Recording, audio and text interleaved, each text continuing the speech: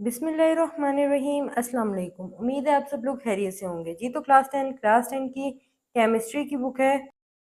Chapter है हमारे पास यहाँ पे 15 जो कि है स्टोकियोमेट्री। इस चैप्टर के अंदर इंशाल्लाह हम लोग निशान लगाएंगे शॉर्ट और लॉन्ग क्वेश्चन के, जो कि आपको काफ़ी हेल्प करेंगे, याद करने में आपको आसानी हो जाएगी। ठीक है, वीडियो को आपने लास्ट तक देखना है ताकि आप सारे निशान अच्छे तरीके से समझ के लगा सकें। जी तो स्टूडेंट्स, टॉपिक है हमारे पास यहाँ पे मोलर वॉल्यूम, और इस टॉपिक के अंदर हमें 3 शॉर्ट क्वेश्चन जो है वो मिल रहे हैं, और आपने इसको अच्छे से देखना है किस तरीके से। थोड़ा सा इसमें ना हमें अरेंज करना पड़ना है डेफिनेशन को, तो आपने वीडियो स्किप करके नहीं देखना। ठीक है, और आपने ध्यान से देखना है कि किस तरीके से ये डेफिनेशन बनेगी। सबसे पहले यहाँ पे है हमारे पास what is meant by RTP, यानी इसको आपने कुछ इस तरीके से स्टार्ट करना है कि RTP स्टैंड्स फॉर। ठीक है, RTP stands STANDS stands for FOR। ठीक है, स्टैंड्स फॉर लिखने के बाद आपने लिखना है रूम टेम्परेचर एंड प्रेशर। इसके बाद आपने यहाँ पे फुल स्टॉप लगा हुआ है, यहाँ पे आपने इसको कॉमा लगाना है। फिर इसके बाद आपने लिखना है टेकन एज, अकॉर्डिंगली आप काट दें टेकन एज लिख के, फिर उसके बाद ये सारा यहाँ तक यहाँ पे ऐसे ही लिखना है, यहाँ पे एंड पे फुल स्टॉप लगाना है। उसके बाद आपने यहाँ पे दीज आर करना है, यानी यहाँ पे आर से पहले दीज लिखना है। दीज आर यूज एज को काट दें, यहाँ पे लिखेंगे these are the standard conditions of temperature and pressure for measurement of volume of gases at room temperature. तो ये हमारे पास डेफिनेशन बन जाएगी किसकी, RTP की। ठीक है, तो उम्मीद है आपको अच्छे से समझ आ गई होगी। इसके बाद हमारे पास एक और डेफिनेशन यहाँ पे बन रही है, यहाँ पे आपने लिखना है डिफाइन मोलर वॉल्यूम, यानी मोलर वॉल्यूम क्या है, यहाँ से लेके आपने यहाँ तक इसकी जो है ना डेफिनेशन याद करनी है। इसके बाद यहाँ पे एक और क्वेश्चन यहाँ पे लिखा हुआ है, जो कि आपको नजर आ रहा है, लिखा हुआ है why is the concept of molar volume useful, यानी बताएं जो कॉन्सेप्ट है मोलर वॉल्यूम का वो यूजफुल क्यों है। तो आपने यहाँ से याद करना है the concept of molar volume is useful because it enable us to calculate the number of moles और masses of gas if we know their volumes. तो यहाँ तक जो है ना ये आपका आंसर बनेगा इस क्वेश्चन का। ठीक है, ये आप नोट कर सकते हैं।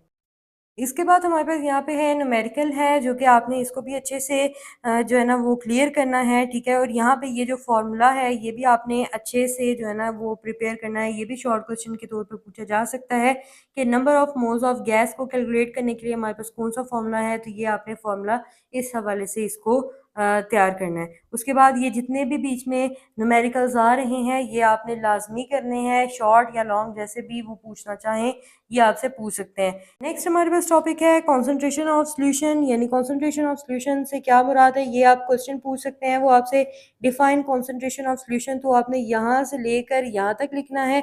यहाँ पे हमारे पास एक और क्वेश्चन पूछा जा सकता है कि बताएं जी वो कौन सी यूनिट है जो कि यूज़ होती है मैस और वॉल्यूम कॉन्सेंट्रेशन के लिए। तो आपने कहना है जी ग्राम्स पर क्यूबिक डेसीमीटर, यानी ये वाली यूनिट। ठीक है, इसके बाद एक और क्वेश्चन आपसे पूछा जा सकता है what is the unit for molar concentration, यानी मोलर कॉन्सेंट्रेशन के लिए कौन सी यूनिट है। तो आपने कहना है आंसर दोनों को आपने कुछ इस तरीके से करना है। The unit for molar concentration, इसके लिए आपने ये लिखना है the unit for molar concentration is mole पर क्यूबिक डेसीमीटर। ठीक है, इसको आपने इस तरह से लिखना है। इसके लिए भी आप ये कहेंगे the unit use for mass और वॉल्यूम कॉन्सेंट्रेशन इज, ये तो पहले से ही अरेंज है, इसको आपने इस तरीके से ही लिखना है। ठीक है, इसके बाद अगेन हमारे पास यहाँ पे न्यूमेरिकल आ रहा है, ये भी आपने जो है ना ये अच्छे से प्रिपेयर, ये जितने भी छोटे छोटे से न्यूमेरिकल आ रहे हैं ये आपको शॉर्ट में भी पूछे जा सकते हैं। ठीक है, तो ये आपने सारे जो है ना वो क्लियर करने हैं। नेक्स्ट हमारे पास यहाँ पे टॉपिक है calculate the concentration of a solution in titration using empirical data, यानी अब यहाँ पे आप क्वेश्चन लिख सकते हैं जो शॉर्ट क्वेश्चन में आपको पूछा जा सकता है how can the concentration of solution be determined, किस तरह से सॉल्यूशन की जो कॉन्सेंट्रेशन है वो हम मालूम कर सकते हैं। तो यहाँ पे सबसे पहले आपने इसको याद करना है, यहाँ से the concentration of solution can be determined by titrating it with the solution of known concentration till the end point is reach.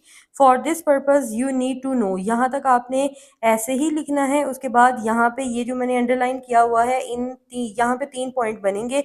एक तो balance chemical equation for the reaction between the two solution, एक point बनेगा ये। इनको आप number दे के यानी numbers वगैरह जैसे .1 .2 .3 इस तरह से बना के आप लिख सकते हैं। The volume of the two solution use during the titration, एक ये पॉइंट बनेगा। फिर the concentration of the other solution, ये 3 पॉइंट्स है ना आपने बना के इसके साथ लिख देने हैं। तो इस तरह से ये आपका ये भी शॉर्ट क्वेश्चन बन जाएगा। इसके बाद अगेन हमारे पास एक न्यूमेरिकल आ गया है, ये भी आपने लाजमी करना है। शॉर्ट में तो नहीं, ये लॉन्ग में आपसे पूछा जा सकता है।